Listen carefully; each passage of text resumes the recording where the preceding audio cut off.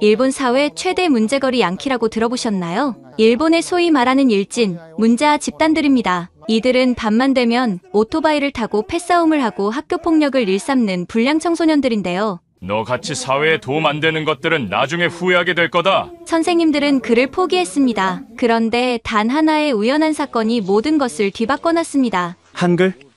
내가 그딴 걸 왜 배워? 하지만 오늘 그 문제아는 일본 명문 와세다 대학교에서 새 인생을 준비하고 있습니다. 이 사례가 알려지자 지금 일본 교육계가 발칵 뒤집어졌습니다. 한글이 정말 일본의 불량 학생들을 구원할 수 있을까요? 그 충격적인 스토리 지금 바로 시작합니다. 오사카 밤거리는 항상 제 나와바리나 다름없었습니다. 굉음을 내뿜는 개조 오토바이 위에서 저는 세상을 지배하는 듯한 쾌감을 느꼈습니다. 켄지, 그러니까 제 이름입니다. 당시 16살인 저는 쿠로즈마, 한국어로 검은 번개라 불리는 오사카 최대 폭주족 팀의 리더였습니다. 켄지, 오늘도 달려볼까? 동료의 외침에 저는 그저 헬멧을 쓰며 씩 웃었습니다. 말이 필요 없었습니다. 엔진 소리가 제 대답이었으니까요. 시속 120km로 질주하는 순간만큼은 모든 걸 잊을 수 있었습니다. 학교에서의 실패도, 아버지의 차가운 눈길도, 그리고 제 인생의 저주와도 같은 난독증도, 글자들이 제 앞에서 춤을 추고 뒤섞이고 도망치는 악몽 같은 순간들, 그 고통에서 벗어나는 방법은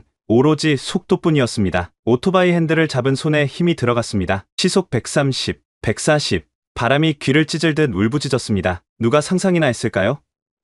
이 거친 아스팔트를 가르며 질주하던 불량아가 이듬해 봄 와세다 대학교 입학식에 참석하게 될 줄을, 그것도 언어학과에 당당히 합격해서 말입니다. 그 모든 변화의 시작은 어느 우연한 밤이었습니다. 제가 절대 경험할 수 없을 거라 생각했던 세계로 들어서는 첫 발걸음이 그날 밤 시작되었습니다. 제 인생의 방향을 완전히 바꿔놓은 그날, 저는 한글이라는 이름의 마법을 처음 만났습니다. 제 이야기를 제대로 들려드리려면 어린 시절로 돌아가야 합니다. 저는 오사카에서 엄격한 교육자이신 아버지와 따뜻한 어머니 사이에서 태어났습니다. 다이스케 아버지는 현지 고등학교 교감 선생님이셨고, 하루코 어머니는 가정주부였습니다. 아버지는 항상 말씀하셨습니다. 켄지, 공부만이 내 미래를 밝게 할 것이다. 어린 시절 저는 아버지의 기대에 부응하고 싶었습니다. 열심히 노력했습니다. 정말 그랬습니다. 하지만 6살 때부터 이상한 점을 느꼈습니다. 다른 아이들이 쉽게 읽는 글자들이 제 눈앞에서는 춤을 추듯 움직였습니다. 아가 갑자기 야로 보이고 타와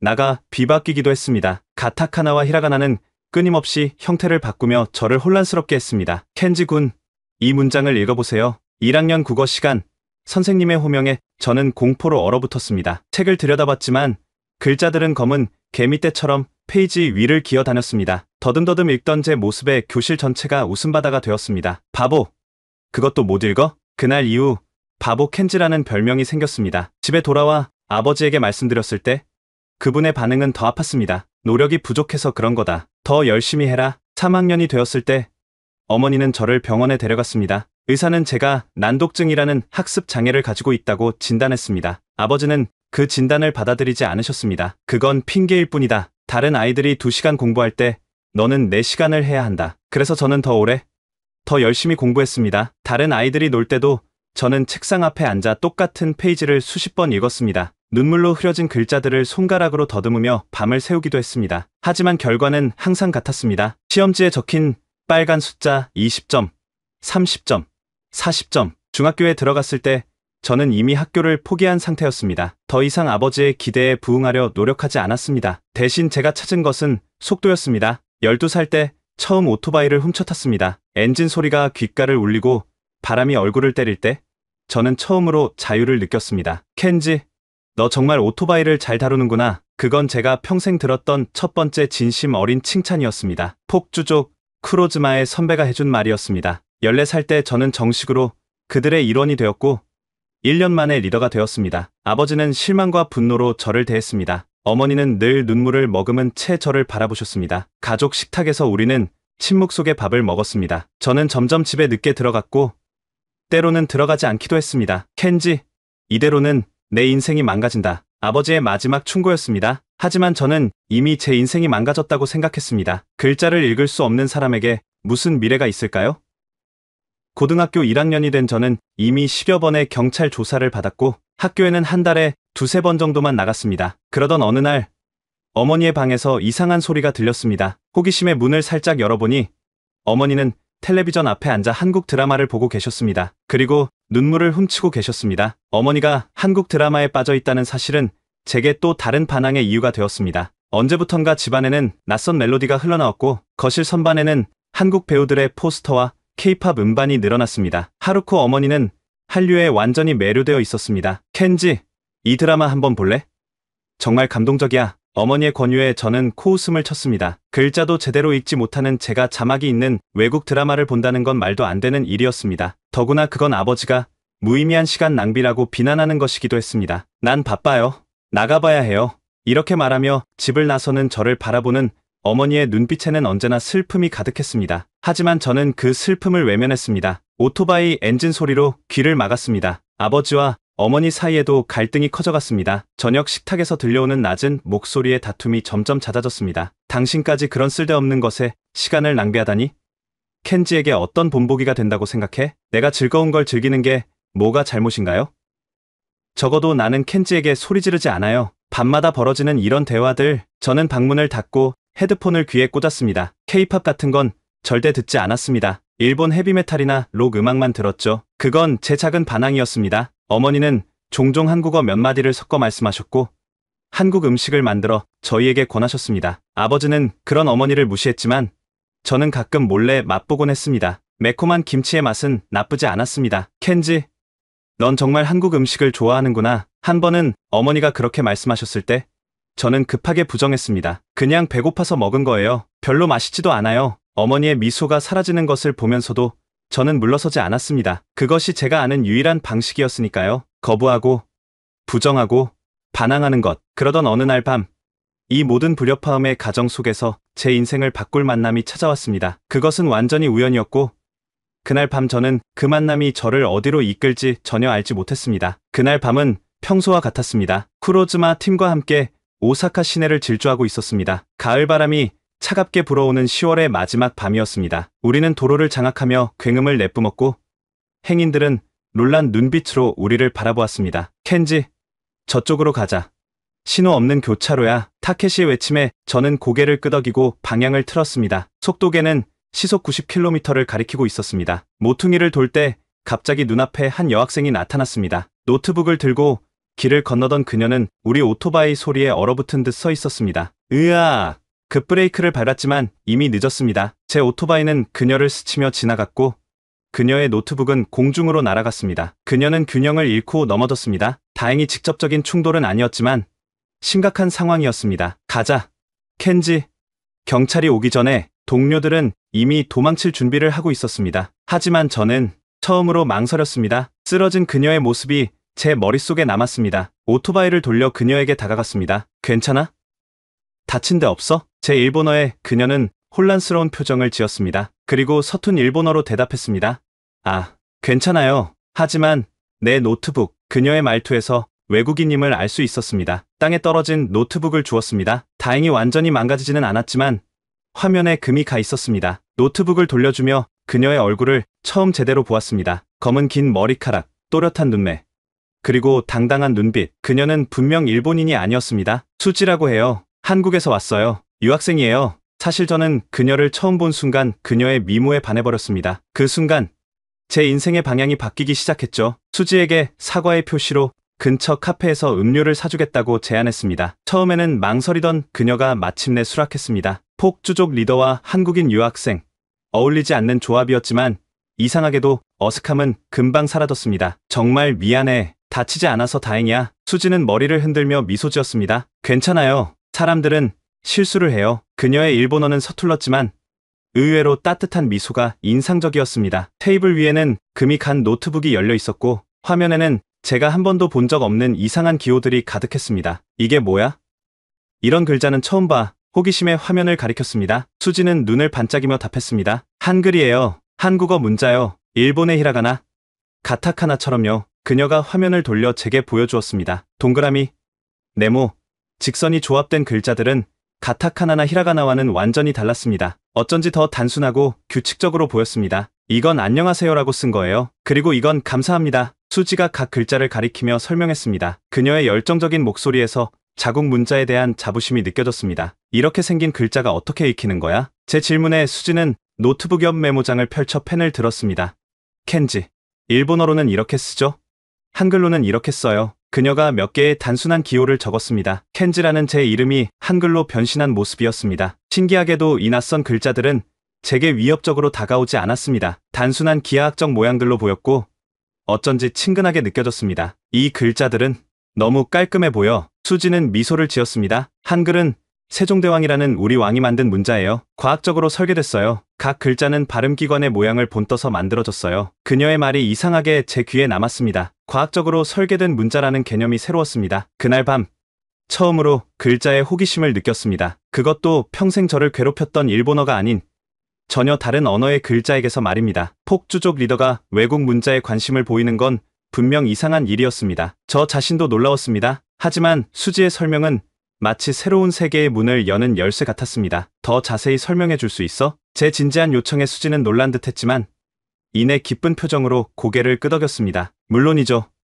한글은 정말 특별한 문자예요. 다른 많은 문자와 달리 한글은 한 사람이 의도적으로 설계했거든요. 수지는 메모장에 기본 자음과 모음을 그려 보였습니다. 한글의 자음들을 보세요. 고운 혀가 목구멍을 막는 모양을 본떴어요. 놓은 혀가 위신몸에 닿는 모양이고요. 무은 입 모양이에요. 손가락으로 각 글자를 가리키며 설명하는 수지의 눈은 반짝였습니다. 저는 이상하게도 그 단순한 형태들에 매료되었습니다. 복잡한 가타카나나 한자와 달리 이 글자들은 명확한 논리로 만들어진 듯 했습니다. 그럼 모음은 어떤 원리로 만들어진 거야? 모음은 하늘, 땅, 사람을 상징해요. 은은 땅, 이는 사람, 이는 하늘이었죠. 지금은 가, 어 같은 형태로 변형되었어요. 수지는 제 호기심에 더욱 열정적으로 설명했습니다. 태블릿을 꺼내 한글 학습 앱을 보여주기도 했습니다. 가장 놀라운 건 이 글자들이 어떻게 조합되는지예요. 보세요.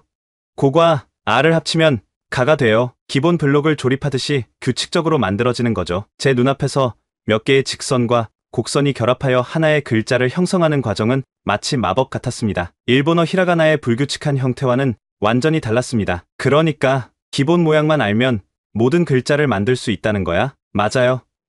기본 자음 14개, 기본 모음 10개만 알면 모든 소리를 표현할 수 있어요. 그리고 이 모양들은 변하지 않아요. 항상 같은 자리에 같은 모양으로 있죠. 이 말을 듣는 순간 제 머릿속에서 무언가 딸깍하고 맞아떨어지는 느낌이 들었습니다. 평생 저를 괴롭혀온 문제는 글자들이 춤을 추듯 제 시야에서 움직이고 변형되는 것이었습니다. 하지만 이 한글이라는 문자는 그 구조 자체가 논리적이고 안정적이었습니다.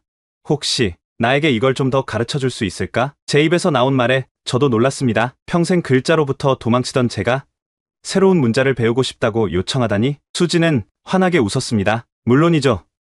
사실 가르치는 걸 좋아해요. 그녀는 태블릿으로 간단한 한글 학습 앱을 열었습니다. 1시간만 투자해보세요. 기본 자모음만 배워도 꽤 많은 걸 읽을 수 있을 거예요. 1시간? 평생 글자와 싸우던 제게 1시간은 너무 짧게 느껴졌습니다. 평소라면 즉시 거절했을 텐데. 이상하게도 그날은 달랐습니다. 수지의 태블릿에 나타난 규칙적인 패턴들이 저를 끌어당겼습니다. 좋아. 한번 해보자. 카페의 조용한 구석에서 저희는 한글 공부를 시작했습니다. 수지는 기본 자음부터 차근차근 설명했습니다. 고, 노, 덜, 리, 무, 파, 샤. 각 글자마다 명확한 발음과 형태를 가지고 있었습니다. 그 다음은 모음이었습니다. 아, 어, 오, 우, 으, 이. 놀랍게도 이 낯선 문자들은 제 눈앞에서 춤추지 않았습니다. 그들은 규칙적인 패턴을 유지하며 제 머릿속에 자리 잡았습니다. 마치 퍼즐 조각을 맞추듯 자음과 모음을 결합하는 과정은 논리적이고 명확했습니다. 이제 켄지 씨의 이름을 직접 써보세요. 수지의 제안에 펜을 들었습니다. 천천히. 하지만 확신을 가지고 켄지를 한글로 적었습니다. 우와, 정확해요. 잘하셨어요. 수지의 칭찬에 어쩐지 가슴이 뿌듯해졌습니다. 글자를 쓰고 칭찬받는 경험은 제게 너무나 낯설었습니다. 수지와의 한글 공부는 예상보다 훨씬 빠르게 진행되었습니다. 1시간이 지났을 때 놀랍게도 저는 기본 자모음을 모두 익히고 간단한 단어들을 읽고 쓸 수 있게 되었습니다. 켄지 씨, 정말 놀라워요. 보통 외국인들은 이렇게 빨리 한글을 습득하지 못해요. 수지의 놀란 표정이 기억납니다. 사실 저도 제 자신에게 놀라고 있었습니다. 평생 글자와 싸우던 제가 1시간 만에 새로운 문자 체계의 기초를 습득하다니요. 이건 정말 이상해. 일본어를 배울 때는 몇 년이 걸렸는데 저도 모르게 입에서 나온 말이었습니다. 하지만 그건 사실이었습니다. 초등학교 시절부터 히라가나와 가타카나를 배우는데 얼마나 많은 눈물을 흘렸는지 모릅니다. 하지만 한글은 달랐습니다. 아마도 한글의 체계적인 구조 때문일 거예요. 각 글자가 논리적으로 만들어져 있어서 난독증이 있는 사람들도 상대적으로 쉽게 배울 수 있다는 연구 결과도 있어요. 수지의 말에 저는 충격을 받았습니다. 제가 난독증이라는 사실을 어떻게 알았을까요? 제 표정을 읽은 수지가 빠르게 덧붙였습니다. 켄지 씨가 글자를 대하는 방식을 보니 혹시 그런가 싶었어요. 순간 방어적으로 나오려다가 이상하게도 편안함을 느꼈습니다. 수지는 제 난독증을 판단하거나 비난하지 않았습니다. 그저 관찰하고 이해하려 했을 뿐이었습니다. 그래, 나는 난독증이야. 평생 글자들이 내 앞에서 춤을 추고 도망쳤어. 처음으로 제 상태를 누군가에게 솔직하게 털어놓았습니다. 수지는 고개를 끄덕였습니다. 그렇군요. 그런데 한글로는 어떤가요? 글자들이 움직이나요? 잠시 생각해보니 정말 신기하게도 한글은 안정적으로 제 눈앞에 머물러 있었습니다. 동그라미와 직선으로 이루어진 단순한 형태들이 제 시야에서 춤추지 않았습니다. 아니, 한글은 움직이지 않아. 그냥 거기 있어. 수지의 눈이 반짝였습니다. 그럼 더 배워볼래요? 이제 문장을 만들어 볼까요? 시간 가는 줄 모르고 저희는 한글 공부를 계속했습니다. 저는 안녕하세요. 감사합니다. 저는 켄지입니다와 같은 간단한 문장을 쓰고 읽을 수 있게 되었습니다. 처음으로 글자를 통해 즐거움을 느꼈습니다. 카페 밖은 이미 어두워졌고 제 폰에는 동료들의 메시지가 가득했습니다. 하지만 저는 그것들을 무시했습니다. 지금 이 순간 제 인생에서 처음으로 글자의 세계에 발을 들인 이 경험이 너무나 소중했습니다. 다음에 또 만날 수 있을까? 헤어지기 전 제가 물었습니다. 수지는 미소를 지으며 고개를 끄덕였습니다. 그날 밤 처음으로 오토바이를 타고 질주하는 대신 조용히 집으로 돌아왔습니다. 방에 들어가 침대에 누웠지만 잠은 오지 않았습니다. 머릿속은 온통 한글로 가득 찼습니다. 동그라미와 직선이 조합된 그 단순한 기호들이 제 상상 속에서 춤을 추었습니다. 하지만 이번엔 혼란스러운 춤이 아니라 질서 있고 아름다운 움직임이었습니다. 스마트폰을 꺼내 수지가 알려준 한글 학습 앱을 다운로드했습니다. 새벽 2시까지 더 많은 한글 자모음과 단어를 익혔습니다. 신기하게도 전혀 지루하지 않았습니다. 오히려 각 글자가 제 머릿속에 자리 잡는 과정이 만족스러웠습니다. 다음날 학교에 간다고 집을 나섰지만 실제로는 가지 않았습니다. 대신 공원 벤치에 앉아 계속 한글을 공부했습니다. 폭주족 친구들의 연락이 왔지만 처음으로 그들과 어울리고 싶지 않았습니다. 오늘은 좀 바빠. 다음에 보자. 간단한 메시지를 보내고 폰을 끄고 다시 공부에 집중했습니다. 수지가 보내준 기초 한국어 문장들을 따라 쓰면서 이상한 평화로움을 느꼈습니다. 사흘 뒤 수지와 다시 만났습니다. 이번에는 의도적인 충돌이 아닌 약속된 만남이었습니다. 시내 도서관의 조용한 구석에서 그녀는 제 진전에 놀라워했습니다. 켄지 씨, 정말 대단해요. 일주일도 안 됐는데 이 정도라니. 부끄러움과 동시에 자부심을 느꼈습니다. 그녀는 제게 한국 시를 한글로 적은 종이를 건네주었습니다. 한번 읽어볼래요? 모든 단어를 이해하지 못해도 괜찮아요. 그냥 발음에 집중해보세요. 조금 더듬거리긴 했지만 놀랍게도 시를 끝까지 읽어낼 수 있었습니다. 수지가 박수를 쳤습니다. 언제 마지막으로 누군가에게 박수 받았는지 기억도 나지 않았습니다. 그날 밤 집에 돌아와 저는 처음으로 한글로 일기를 써봤습니다. 서툴고 어색한 문장들이었지만 그것은 제 생각과 감정을 담은 첫 번째 글이었습니다. 오늘 나는 행복했다라는 단순한 한국어 문장을 적으며 정말로 행복함을 느꼈습니다. 식사 시간, 어머니가 텔레비전에서 나오는 한국 드라마 소리를 줄이려 하실 때 저는 처음으로 말했습니다. 그대로 두세요. 괜찮아요. 어머니의 놀란 표정이 아직도 기억납니다. 더 놀라운 일은 제가 실제로 드라마의 대사 중 몇 마디를 알아들을 수 있었다는 것입니다. 물론 대부분은 여전히 이해할 수 없었지만 몇몇 인사말과 간단한 표현들이 제 귀에 들어왔습니다. 무언가가 바뀌고 있었습니다. 그것도 아주 빠르게. 일주일 동안 매일 수지와 만나 한글을 배웠습니다. 놀랍게도 한국어 문장을 읽고 쓰는데 점점 자신감이 생겼습니다. 하지만 더 놀라운 일이 기다리고 있었습니다. 어느 아침 책상 위에 놓인 일본어 교과서를 무심코 바라보다가 이상한 변화를 느꼈습니다. 평소라면 교과서의 글자들이 제 눈앞에서 뒤엉키고 춤추었을 텐데 오늘은 달랐습니다. 글자들이 더 안정적으로 보였습니다. 조심스럽게 교과서를 펼쳤습니다. 첫 페이지의 문단을 읽어내려갔습니다. 여전히 쉽지는 않았지만 전보다 훨씬 나아졌습니다. 글자들이 이전처럼 흔들리거나 바뀌지 않았습니다. 이게 어떻게 된 거지? 깊은 호기심에 수지에게 전화했습니다. 수지, 이상한 일이 일어났어. 일본어 교과서가 읽을 수 있어. 정말요? 그건 정말 대단한 일이에요.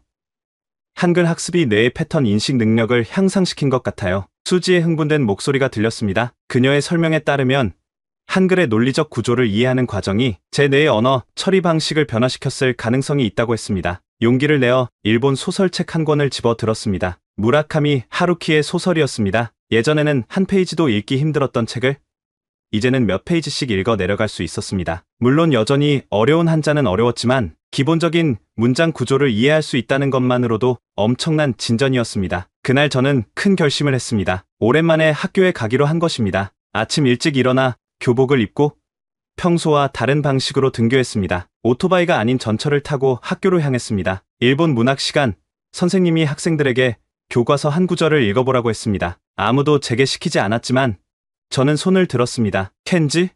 너 손을 든 거니? 선생님의 놀란 표정이 인상적이었습니다. 저는 천천히 하지만 또렷하게 지정된 문단을 읽어 내려갔습니다. 교실은 완전히 조용해졌습니다. 바로 한 달 전까지만 해도 바보, 켄지라고 불리던 제가 실수 없이 문단을 읽어 내려가는 모습에 모두가 충격을 받은 것 같았습니다.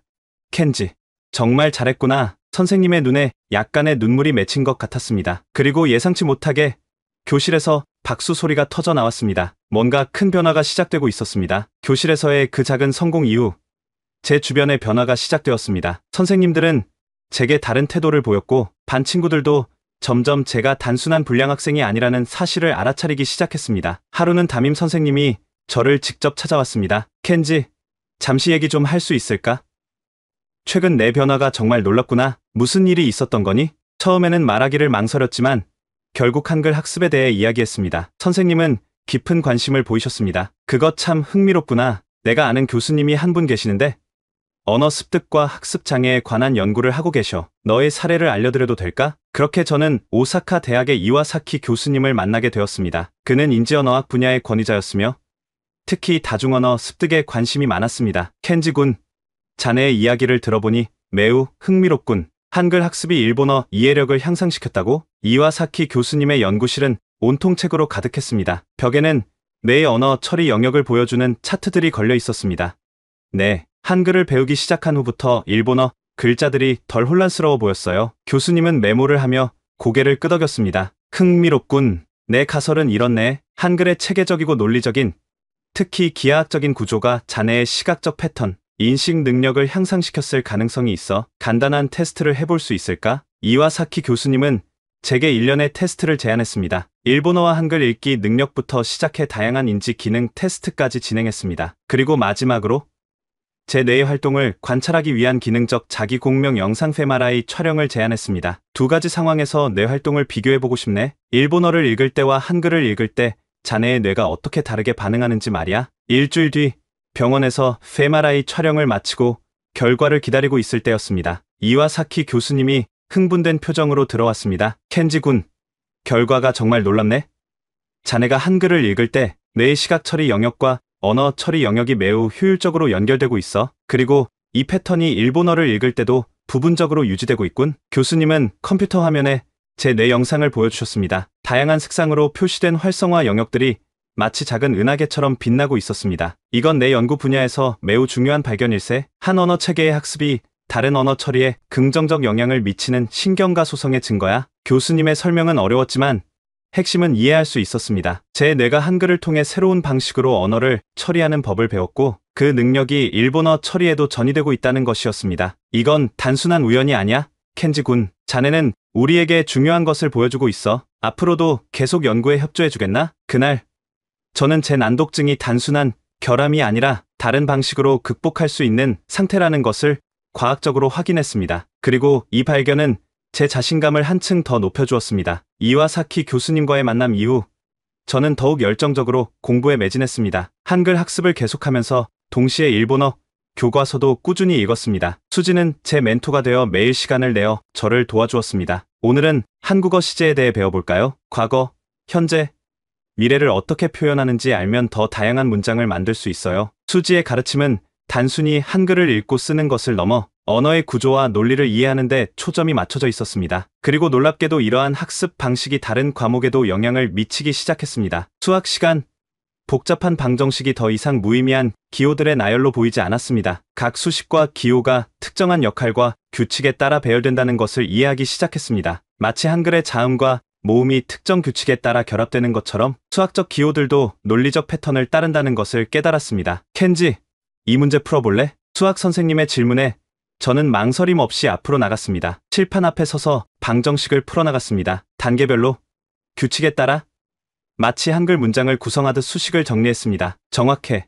켄지, 아주 잘했어. 선생님의 칭찬에 교실은 다시 한번 놀라움에 빠졌습니다. 바보 켄지가 수학 문제를 푸는 모습은 아무도 상상하지 못했을 겁니다. 중간고사가 다가왔습니다. 예전 같았으면 시험지를 백지로 내거나 아예 학교에 나오지 않았을 텐데.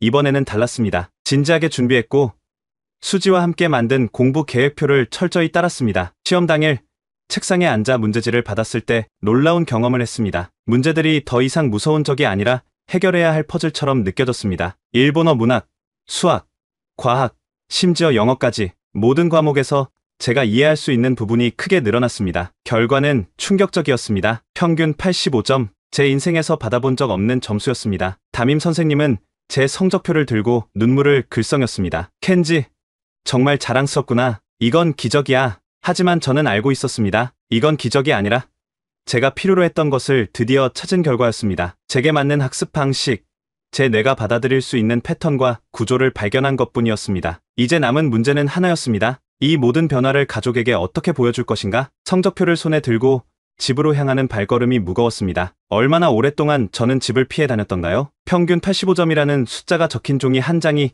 이제 모든 것을 바꿀 수 있을까요? 현관문을 열고 들어서자 어머니가 주방에서 고개를 내밀었습니다. 켄지?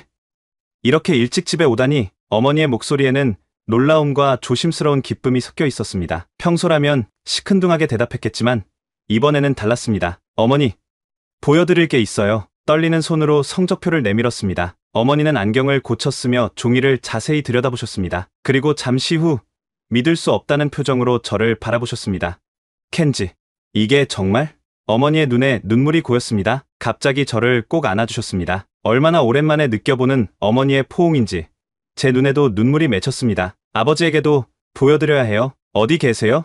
서재에 계셔. 하지만 어머니의 걱정스러운 표정을 뒤로하고 저는 용기를 내어 서재 문을 두드렸습니다. 들어오지 마라. 일하고 있다. 차가운 아버지의 목소리가 들렸습니다. 예전에 저였다면 그대로 돌아섰겠지만 이번에는 달랐습니다. 아버지, 잠시만요. 중요한 일이에요. 서재 문을 열고 들어갔습니다. 책상 앞에 앉아 계신 아버지는 불쾌한 표정으로 저를 올려다보셨습니다. 무슨 일이야? 말없이 성적표를 내밀었습니다. 아버지는 의심스러운 눈빛으로 종이를 받아들고는 한참을 들여다보셨습니다. 그리고 마침내 고개를 들어 저를 바라보셨을 때 그 눈빛이 달라져 있었습니다. 어떻게 된 일이냐? 그래서 저는 모든 것을 말씀드렸습니다. 수지와의 만남, 한글 학습, 그리고 이와사키 교수님의 연구까지. 말을 마치자 방 안에는 깊은 침묵이 흘렀습니다. 그래서 한글이 내 난독증을 도왔다는 거냐? 아버지의 목소리에는 더 이상 차가움이 없었습니다. 단지 순수한 호기심과 약간의 놀라움만이 느껴졌습니다.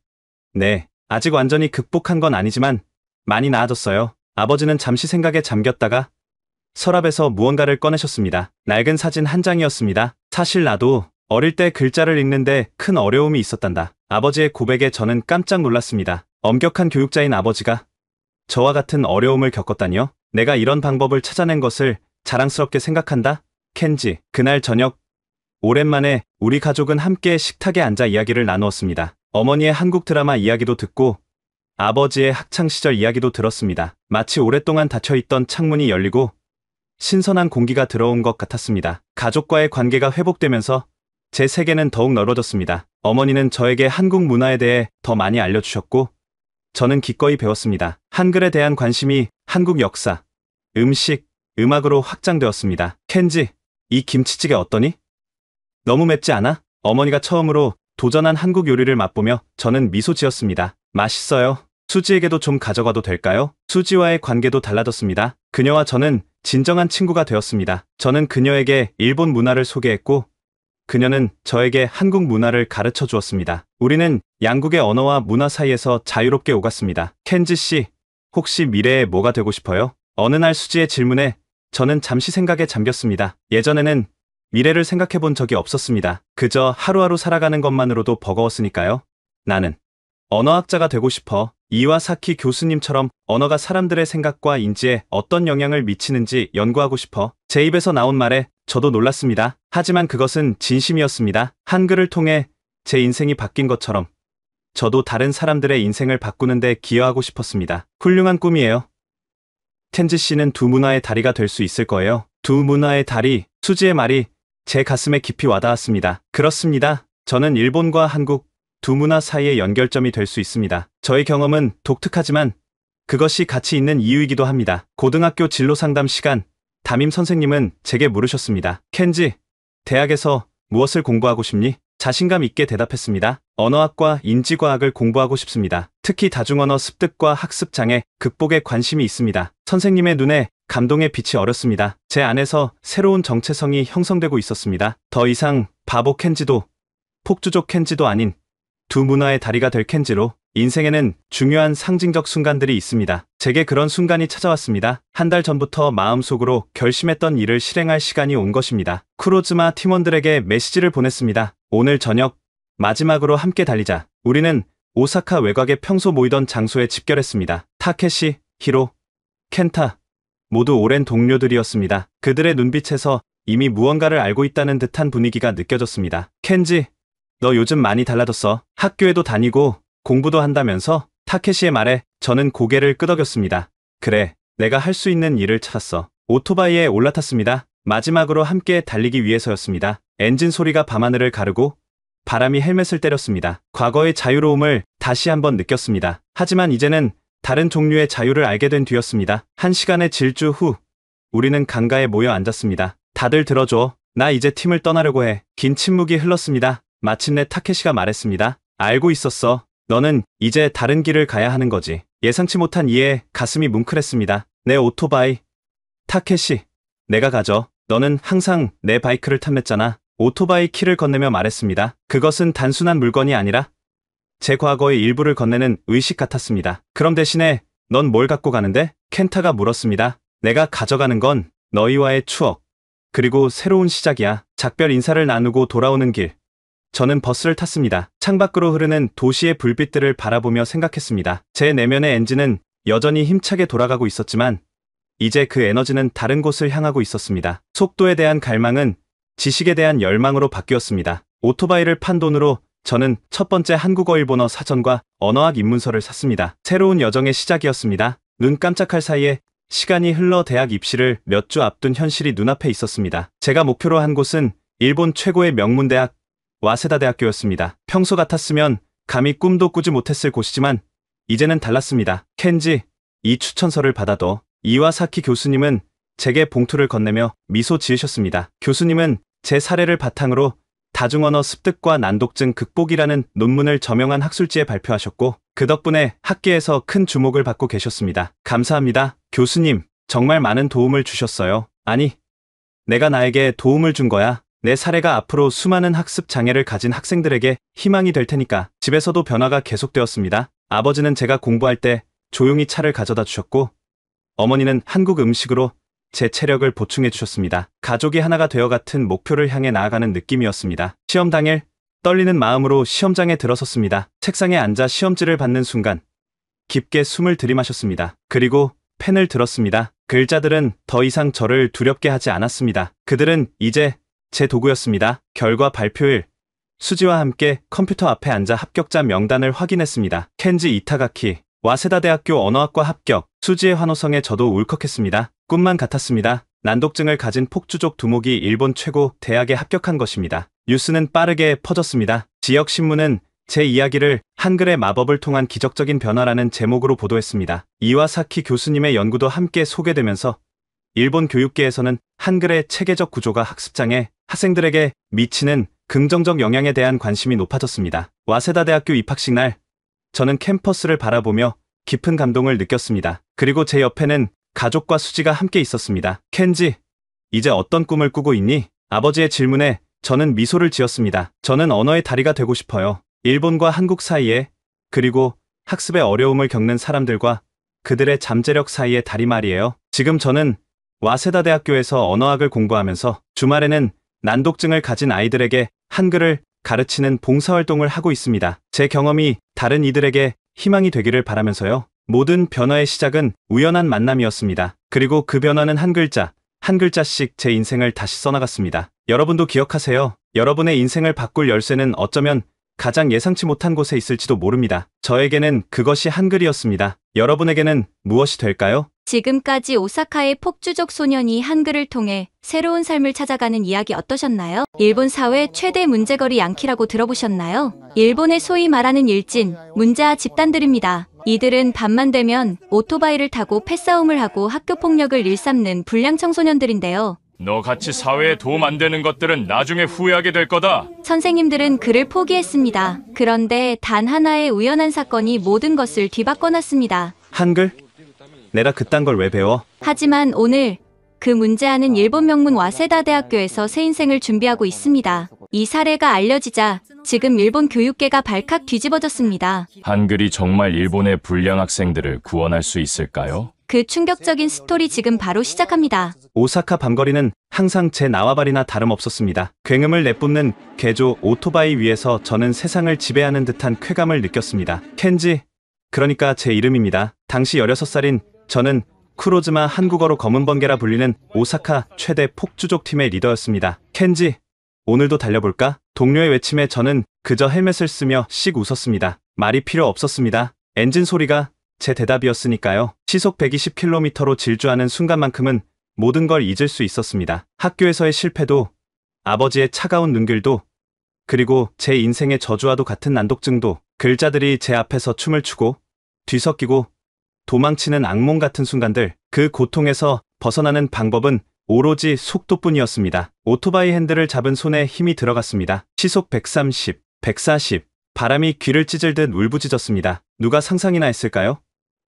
이 거친 아스팔트를 가르며 질주하던 불량아가 이듬해 봄 와세다 대학교 입학식에 참석하게 될 줄을, 그것도 언어학과에 당당히 합격해서 말입니다. 그 모든 변화의 시작은 어느 우연한 밤이었습니다. 제가 절대 경험할 수 없을 거라 생각했던 세계로 들어서는 첫 발걸음이 그날 밤 시작되었습니다. 제 인생의 방향을 완전히 바꿔놓은 그날, 저는 한글이라는 이름의 마법을 처음 만났습니다. 제 이야기를 제대로 들려드리려면 어린 시절로 돌아가야 합니다. 저는 오사카에서 엄격한 교육자이신 아버지와 따뜻한 어머니 사이에서 태어났습니다. 다이스케 아버지는 현지 고등학교 교감 선생님이셨고 하루코 어머니는 가정주부였습니다. 아버지는 항상 말씀하셨습니다. 켄지, 공부만이 내 미래를 밝게 할 것이다. 어린 시절 저는 아버지의 기대에 부응하고 싶었습니다. 열심히 노력했습니다. 정말 그랬습니다. 하지만 6살 때부터 이상한 점을 느꼈습니다. 다른 아이들이 쉽게 읽는 글자들이 제 눈앞에서는 춤을 추듯 움직였습니다. 아가 갑자기 야로 보이고 타와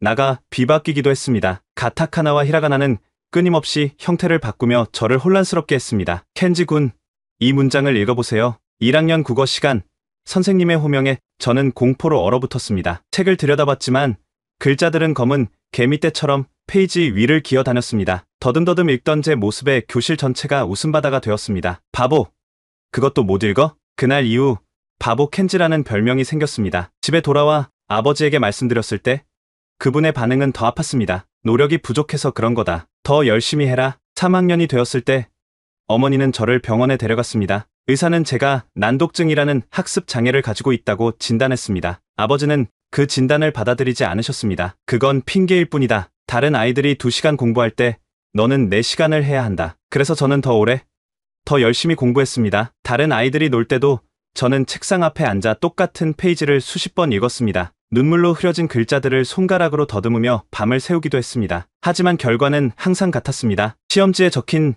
빨간 숫자 20점, 30점, 40점. 중학교에 들어갔을 때 저는 이미 학교를 포기한 상태였습니다. 더 이상 아버지의 기대에 부응하려 노력하지 않았습니다. 대신 제가 찾은 것은 속도였습니다. 12살 때 처음 오토바이를 훔쳐탔습니다. 엔진 소리가 귓가를 울리고 바람이 얼굴을 때릴 때 저는 처음으로 자유를 느꼈습니다. 켄지, 너 정말 오토바이를 잘 다루는구나. 그건 제가 평생 들었던 첫 번째 진심 어린 칭찬이었습니다. 폭주족 쿠로즈마의 선배가 해준 말이었습니다. 14살 때 저는 정식으로 그들의 일원이 되었고 1년 만에 리더가 되었습니다. 아버지는 실망과 분노로 저를 대했습니다. 어머니는 늘 눈물을 머금은 채 저를 바라보셨습니다. 가족 식탁에서 우리는 침묵 속에 밥을 먹었습니다. 저는 점점 집에 늦게 들어갔고 때로는 들어가지 않기도 했습니다. 켄지, 이대로는 내 인생이 망가진다. 아버지의 마지막 충고였습니다. 하지만 저는 이미 제 인생이 망가졌다고 생각했습니다. 글자를 읽을 수 없는 사람에게 무슨 미래가 있을까요? 고등학교 1학년이 된 저는 이미 10여 번의 경찰 조사를 받았고 학교에는 한 달에 두세 번 정도만 나갔습니다. 그러던 어느 날 어머니의 방에서 이상한 소리가 들렸습니다. 호기심에 문을 살짝 열어보니 어머니는 텔레비전 앞에 앉아 한국 드라마를 보고 계셨습니다. 그리고 눈물을 훔치고 계셨습니다. 어머니가 한국 드라마에 빠져 있다는 사실은 제게 또 다른 반항의 이유가 되었습니다. 언제부턴가 집안에는 낯선 멜로디가 흘러나왔고 거실 선반에는 한국 배우들의 포스터와 K-팝 음반이 늘어났습니다. 하루코 어머니는 한류에 완전히 매료되어 있었습니다. 켄지, 이 드라마 한번 볼래? 정말 감동적이야. 어머니의 권유에 저는 코웃음을 쳤습니다. 글자도 제대로 읽지 못하는 제가 자막이 있는 외국 드라마를 본다는 건 말도 안 되는 일이었습니다. 더구나 그건 아버지가 무의미한 시간 낭비라고 비난하는 것이기도 했습니다. 난 바빠요. 나가봐야 해요. 이렇게 말하며 집을 나서는 저를 바라보는 어머니의 눈빛에는 언제나 슬픔이 가득했습니다. 하지만 저는 그 슬픔을 외면했습니다. 오토바이 엔진 소리로 귀를 막았습니다. 아버지와 어머니 사이에도 갈등이 커져갔습니다. 저녁 식탁에서 들려오는 낮은 목소리의 다툼이 점점 잦아졌습니다. 당신까지 그런 쓸데없는 것에 시간을 낭비하다니? 켄지에게 어떤 본보기가 된다고 생각해? 내가 즐거운 걸 즐기는 게 뭐가 잘못인가요? 적어도 나는 켄지에게 소리 지르지 않아요. 밤마다 벌어지는 이런 대화들, 저는 방문을 닫고 헤드폰을 귀에 꽂았습니다. K-팝 같은 건 절대 듣지 않았습니다. 일본 헤비메탈이나 록 음악만 들었죠. 그건 제 작은 반항이었습니다. 어머니는 종종 한국어 몇 마디를 섞어 말씀하셨고 한국 음식을 만들어 저희에게 권하셨습니다. 아버지는 그런 어머니를 무시했지만 저는 가끔 몰래 맛보곤 했습니다. 매콤한 김치의 맛은 나쁘지 않았습니다. 켄지, 넌 정말 한국 음식을 좋아하는구나. 한 번은 어머니가 그렇게 말씀하셨을 때 저는 급하게 부정했습니다. 그냥 배고파서 먹은 거예요. 별로 맛있지도 않아요. 어머니의 미소가 사라지는 것을 보면서도 저는 물러서지 않았습니다. 그것이 제가 아는 유일한 방식이었으니까요. 거부하고, 부정하고, 반항하는 것. 그러던 어느 날 밤, 이 모든 불협화음의 가정 속에서 제 인생을 바꿀 만남이 찾아왔습니다. 그것은 완전히 우연이었고, 그날 밤 저는 그 만남이 저를 어디로 이끌지 전혀 알지 못했습니다. 그날 밤은 평소와 같았습니다. 쿠로즈마 팀과 함께 오사카 시내를 질주하고 있었습니다. 가을바람이 차갑게 불어오는 10월의 마지막 밤이었습니다. 우리는 도로를 장악하며 굉음을 내뿜었고 행인들은 놀란 눈빛으로 우리를 바라보았습니다. 켄지, 저쪽으로 가자. 신호 없는 교차로야. 타케시의 외침에 저는 고개를 끄덕이고 방향을 틀었습니다. 속도계는 시속 90km를 가리키고 있었습니다. 모퉁이를 돌 때 갑자기 눈앞에 한 여학생이 나타났습니다. 노트북을 들고 길을 건너던 그녀는 우리 오토바이 소리에 얼어붙은 듯 서 있었습니다. 으아! 급브레이크를 밟았지만 이미 늦었습니다. 제 오토바이는 그녀를 스치며 지나갔고 그녀의 노트북은 공중으로 날아갔습니다. 그녀는 균형을 잃고 넘어졌습니다. 다행히 직접적인 충돌은 아니었지만 심각한 상황이었습니다. 가자, 켄지.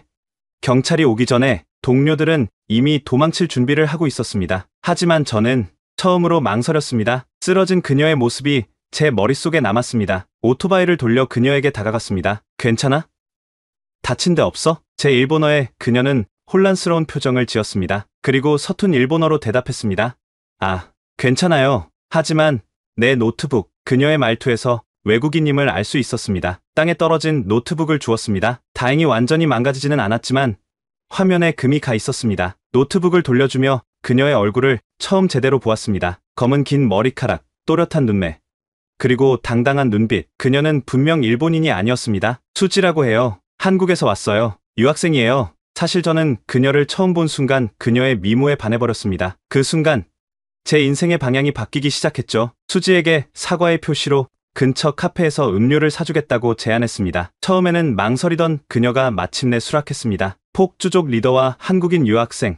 어울리지 않는 조합이었지만 이상하게도 어색함은 금방 사라졌습니다. 정말 미안해. 다치지 않아서 다행이야. 수지는 머리를 흔들며 미소 지었습니다. 괜찮아요. 사람들은 실수를 해요. 그녀의 일본어는 서툴렀지만 의외로 따뜻한 미소가 인상적이었습니다. 테이블 위에는 금이 간 노트북이 열려 있었고 화면에는 제가 한 번도 본 적 없는 이상한 기호들이 가득했습니다. 이게 뭐야? 이런 글자는 처음 봐. 호기심에 화면을 가리켰습니다. 수지는 눈을 반짝이며 답했습니다. 한글이에요. 한국어 문자요. 일본의 히라가나.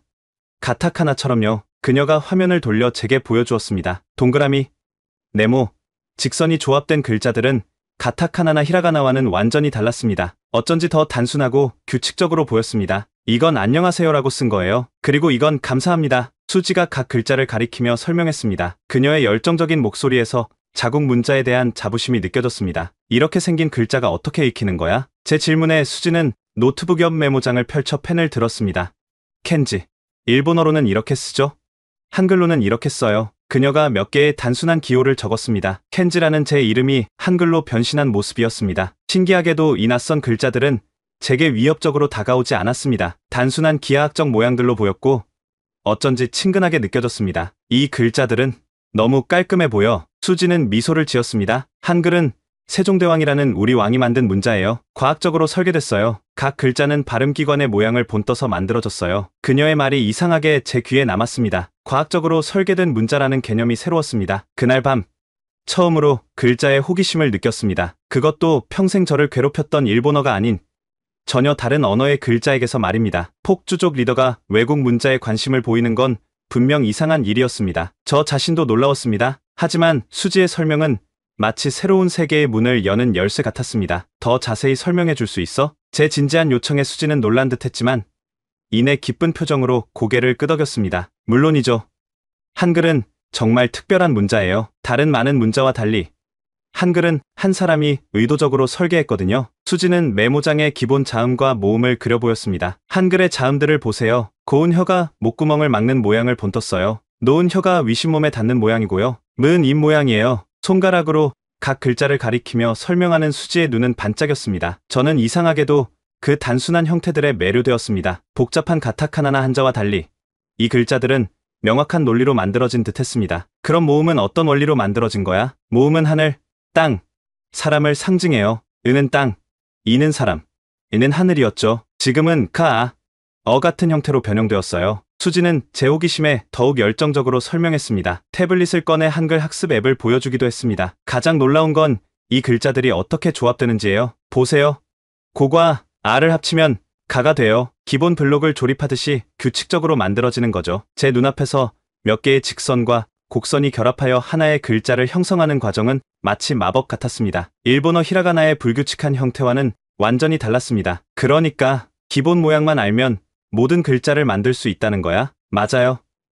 기본 자음 14개, 기본 모음 10개만 알면 모든 소리를 표현할 수 있어요. 그리고 이 모양들은 변하지 않아요. 항상 같은 자리에, 같은 모양으로 있죠. 이 말을 듣는 순간 제 머릿속에서 무언가 딸깍하고 맞아떨어지는 느낌이 들었습니다. 평생 저를 괴롭혀온 문제는 글자들이 춤을 추듯 제 시야에서 움직이고 변형되는 것이었습니다. 하지만 이 한글이라는 문자는 그 구조 자체가 논리적이고 안정적이었습니다. 혹시 나에게 이걸 좀 더 가르쳐 줄 수 있을까? 제 입에서 나온 말에 저도 놀랐습니다. 평생 글자로부터 도망치던 제가 새로운 문자를 배우고 싶다고 요청하다니? 수지는 환하게 웃었습니다. 물론이죠. 사실 가르치는 걸 좋아해요. 그녀는 태블릿으로 간단한 한글 학습 앱을 열었습니다. 1시간만 투자해보세요. 기본 자모음만 배워도 꽤 많은 걸 읽을 수 있을 거예요. 1시간? 평생 글자와 싸우던 제게 1시간은 너무 짧게 느껴졌습니다. 평소라면 즉시 거절했을 텐데. 이상하게도 그날은 달랐습니다. 수지의 태블릿에 나타난 규칙적인 패턴들이 저를 끌어당겼습니다. 좋아. 한번 해보자. 카페의 조용한 구석에서 저희는 한글 공부를 시작했습니다. 수지는 기본 자음부터 차근차근 설명했습니다. 고, 노, 덜, 리, 무, 파, 샤. 각 글자마다 명확한 발음과 형태를 가지고 있었습니다. 그 다음은 모음이었습니다. 아, 어, 오, 우, 으, 이. 놀랍게도 이 낯선 문자들은 제 눈앞에서 춤추지 않았습니다. 그들은 규칙적인 패턴을 유지하며 제 머릿속에 자리 잡았습니다. 마치 퍼즐 조각을 맞추듯 자음과 모음을 결합하는 과정은 논리적이고 명확했습니다. 이제 켄지 씨의 이름을 직접 써보세요. 수지의 제안에 펜을 들었습니다. 천천히. 하지만 확신을 가지고 켄지를 한글로 적었습니다. 우와, 정확해요. 잘하셨어요. 수지의 칭찬에 어쩐지 가슴이 뿌듯해졌습니다. 글자를 쓰고 칭찬받는 경험은 제게 너무나 낯설었습니다. 수지와의 한글 공부는 예상보다 훨씬 빠르게 진행되었습니다. 1시간이 지났을 때 놀랍게도 저는 기본 자모음을 모두 익히고 간단한 단어들을 읽고 쓸 수 있게 되었습니다. 켄지 씨, 정말 놀라워요. 보통 외국인들은 이렇게 빨리 한글을 습득하지 못해요. 수지의 놀란 표정이 기억납니다. 사실 저도 제 자신에게 놀라고 있었습니다. 평생 글자와 싸우던 제가 1시간 만에 새로운 문자 체계의 기초를 습득하다니요.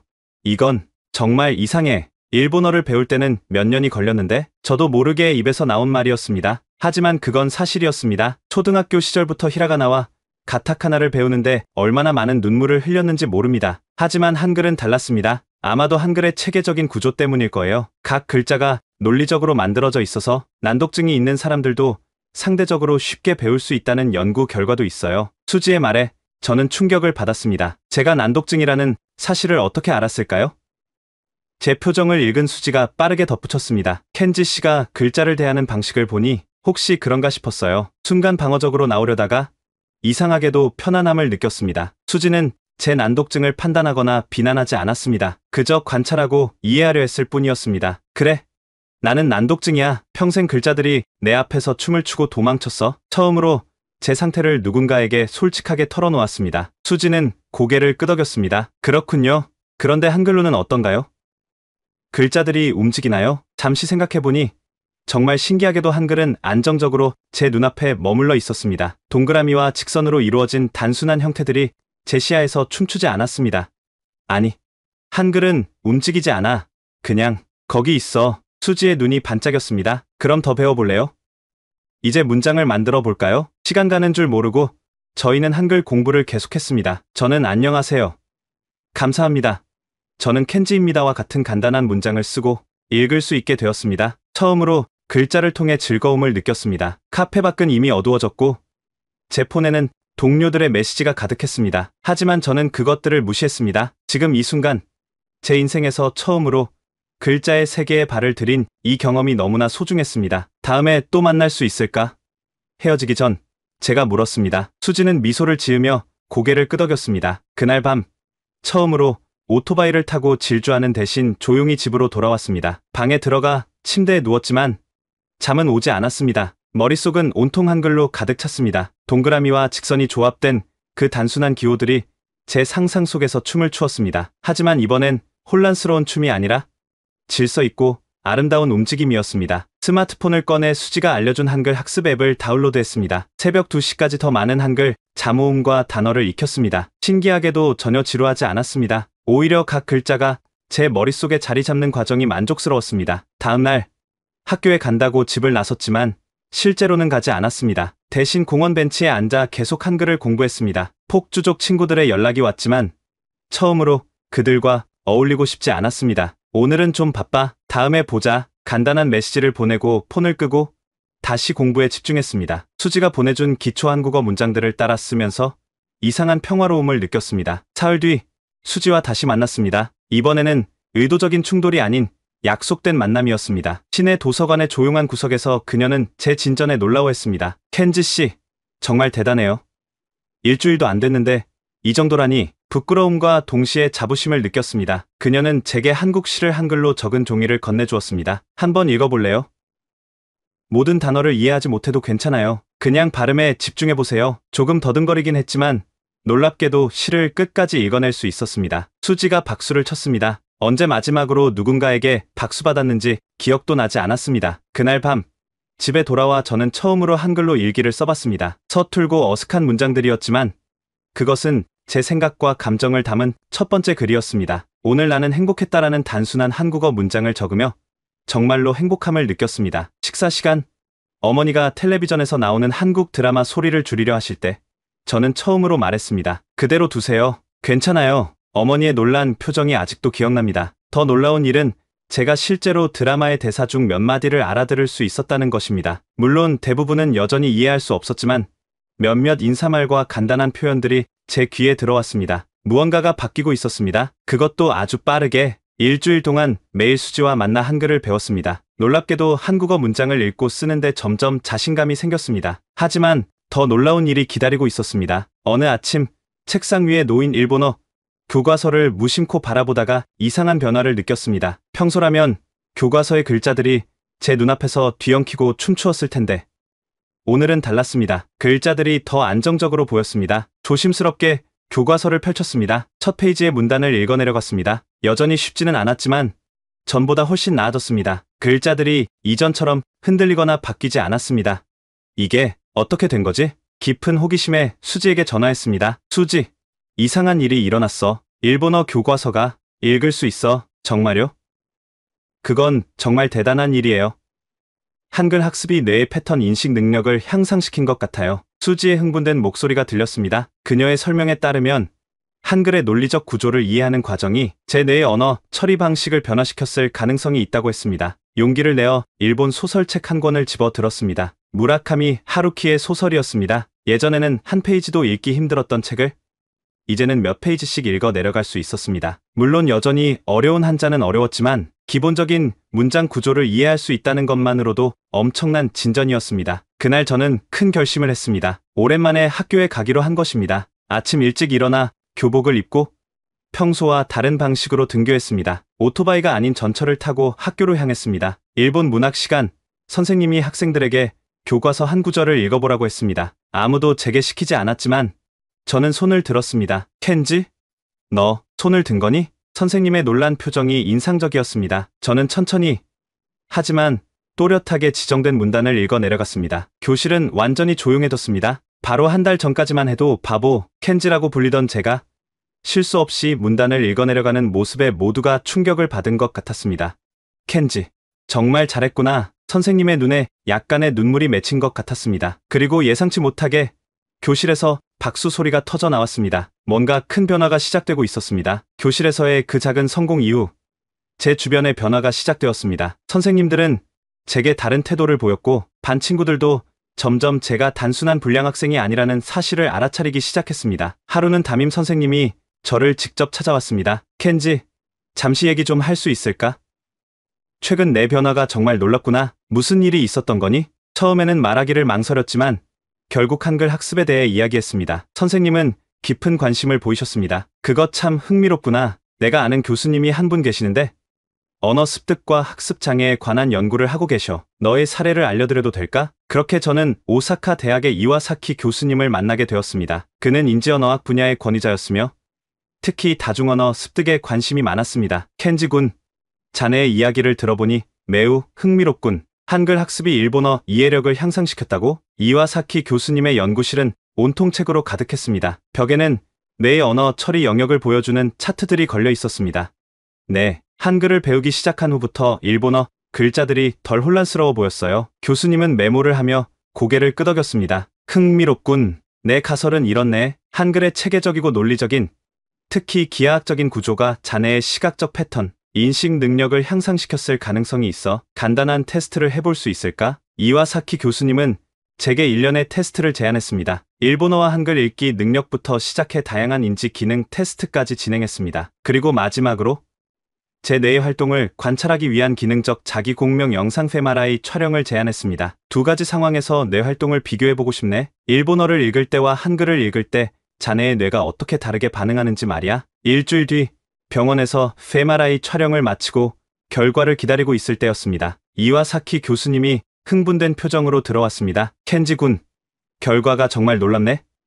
자네가 한글을 읽을 때 뇌의 시각 처리 영역과 언어 처리 영역이 매우 효율적으로 연결되고 있어. 그리고 이 패턴이 일본어를 읽을 때도 부분적으로 유지되고 있군. 교수님은 컴퓨터 화면에 제 뇌 영상을 보여주셨습니다. 다양한 색상으로 표시된 활성화 영역들이 마치 작은 은하계처럼 빛나고 있었습니다. 이건 내 연구 분야에서 매우 중요한 발견일세. 한 언어 체계의 학습이 다른 언어 처리에 긍정적 영향을 미치는 신경과 소성의 증거야. 교수님의 설명은 어려웠지만 핵심은 이해할 수 있었습니다. 제 뇌가 한글을 통해 새로운 방식으로 언어를 처리하는 법을 배웠고 그 능력이 일본어 처리에도 전이되고 있다는 것이었습니다. 이건 단순한 우연이 아니야. 켄지군, 자네는 우리에게 중요한 것을 보여주고 있어. 앞으로도 계속 연구에 협조해주겠나? 그날 저는 제 난독증이 단순한 결함이 아니라 다른 방식으로 극복할 수 있는 상태라는 것을 과학적으로 확인했습니다. 그리고 이 발견은 제 자신감을 한층 더 높여주었습니다. 이와사키 교수님과의 만남 이후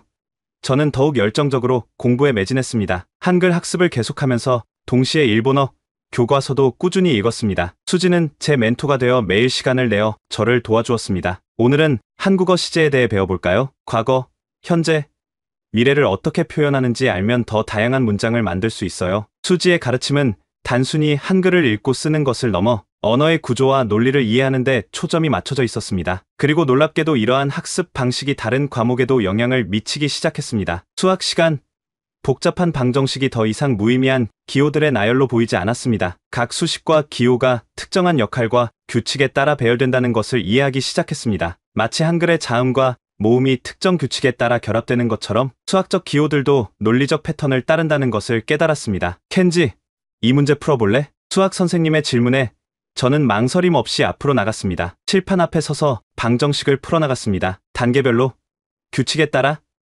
마치 한글 문장을 구성하듯 수식을 정리했습니다. 정확해.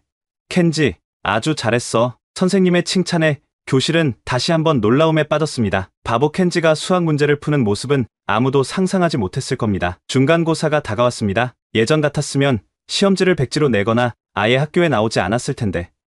이번에는 달랐습니다. 진지하게 준비했고 수지와 함께 만든 공부 계획표를 철저히 따랐습니다. 시험 당일 책상에 앉아 문제지를 받았을 때 놀라운 경험을 했습니다. 문제들이 더 이상 무서운 적이 아니라 해결해야 할 퍼즐처럼 느껴졌습니다. 일본어 문학, 수학, 과학, 심지어 영어까지 모든 과목에서 제가 이해할 수 있는 부분이 크게 늘어났습니다. 결과는 충격적이었습니다. 평균 85점, 제 인생에서 받아본 적 없는 점수였습니다. 담임 선생님은 제 성적표를 들고 눈물을 글썽였습니다. 켄지, 정말 자랑스럽구나. 이건 기적이야. 하지만 저는 알고 있었습니다. 이건 기적이 아니라 제가 필요로 했던 것을 드디어 찾은 결과였습니다. 제게 맞는 학습 방식, 제 뇌가 받아들일 수 있는 패턴과 구조를 발견한 것뿐이었습니다. 이제 남은 문제는 하나였습니다. 이 모든 변화를 가족에게 어떻게 보여줄 것인가? 성적표를 손에 들고 집으로 향하는 발걸음이 무거웠습니다. 얼마나 오랫동안 저는 집을 피해 다녔던가요? 평균 85점이라는 숫자가 적힌 종이 한 장이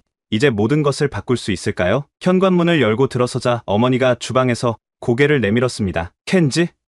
이렇게 일찍 집에 오다니. 어머니의 목소리에는 놀라움과 조심스러운 기쁨이 섞여 있었습니다. 평소라면 시큰둥하게 대답했겠지만 이번에는 달랐습니다. 어머니, 보여드릴 게 있어요. 떨리는 손으로 성적표를 내밀었습니다. 어머니는 안경을 고쳤으며 종이를 자세히 들여다보셨습니다. 그리고 잠시 후 믿을 수 없다는 표정으로 저를 바라보셨습니다.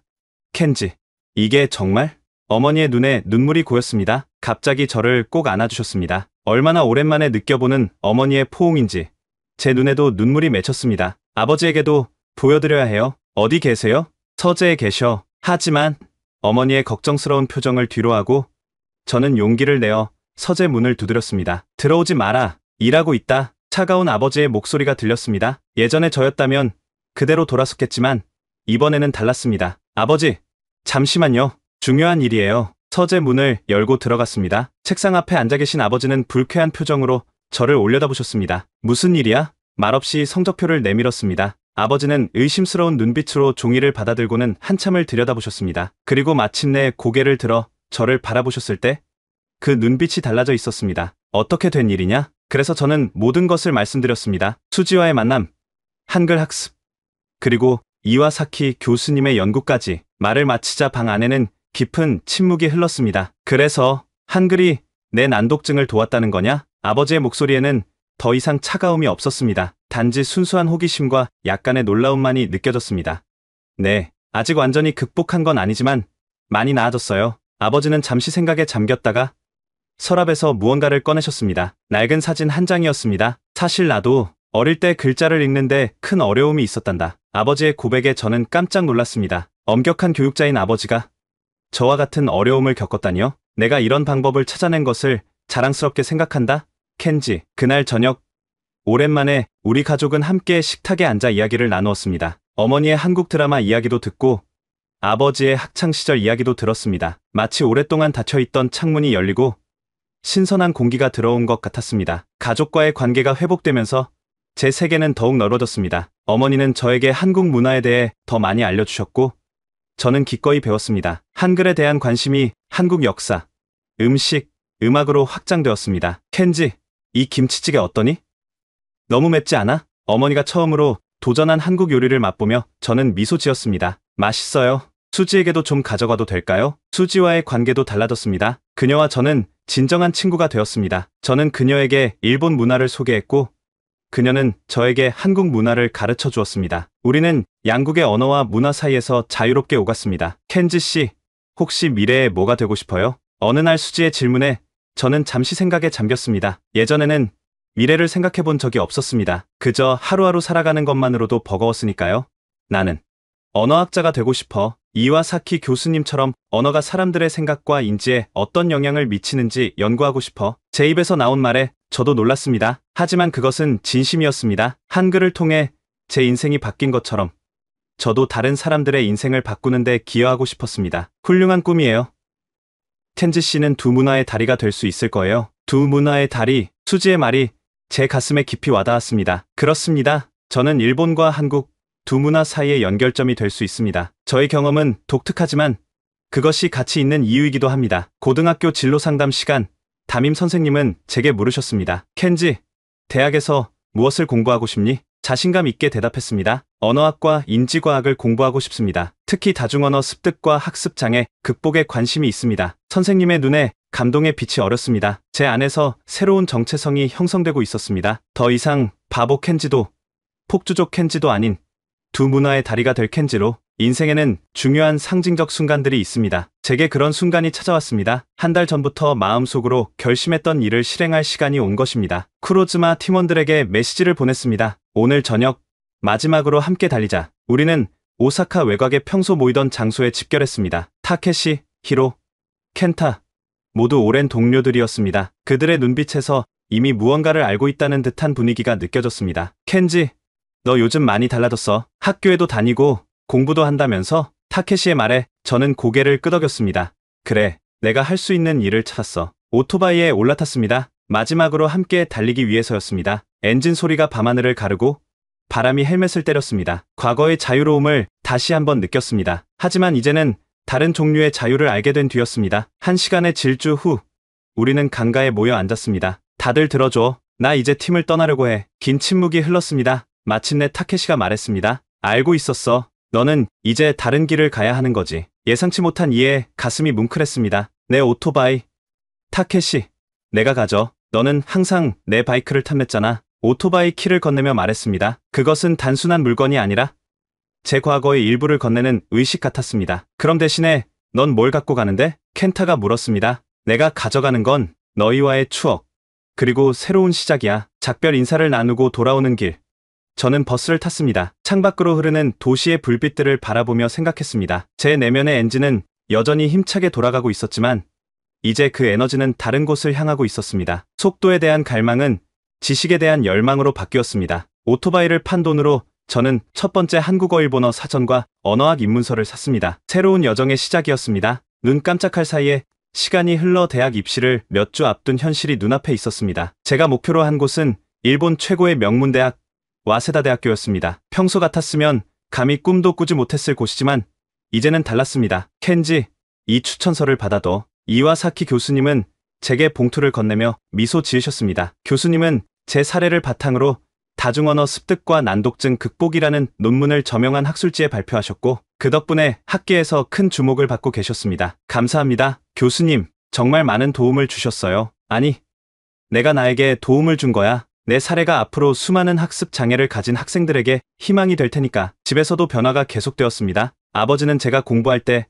조용히 차를 가져다 주셨고 어머니는 한국 음식으로 제 체력을 보충해 주셨습니다. 가족이 하나가 되어 같은 목표를 향해 나아가는 느낌이었습니다. 시험 당일 떨리는 마음으로 시험장에 들어섰습니다. 책상에 앉아 시험지를 받는 순간 깊게 숨을 들이마셨습니다. 그리고 펜을 들었습니다. 글자들은 더 이상 저를 두렵게 하지 않았습니다. 그들은 이제 제 도구였습니다. 결과 발표일 수지와 함께 컴퓨터 앞에 앉아 합격자 명단을 확인했습니다. 켄지 이타가키, 와세다 대학교 언어학과 합격. 수지의 환호성에 저도 울컥했습니다. 꿈만 같았습니다. 난독증을 가진 폭주족 두목이 일본 최고 대학에 합격한 것입니다. 뉴스는 빠르게 퍼졌습니다. 지역 신문은 제 이야기를 한글의 마법을 통한 기적적인 변화라는 제목으로 보도했습니다. 이와사키 교수님의 연구도 함께 소개되면서 일본 교육계에서는 한글의 체계적 구조가 학습장애 학생들에게 미치는 긍정적 영향에 대한 관심이 높아졌습니다. 와세다 대학교 입학식 날 저는 캠퍼스를 바라보며 깊은 감동을 느꼈습니다. 그리고 제 옆에는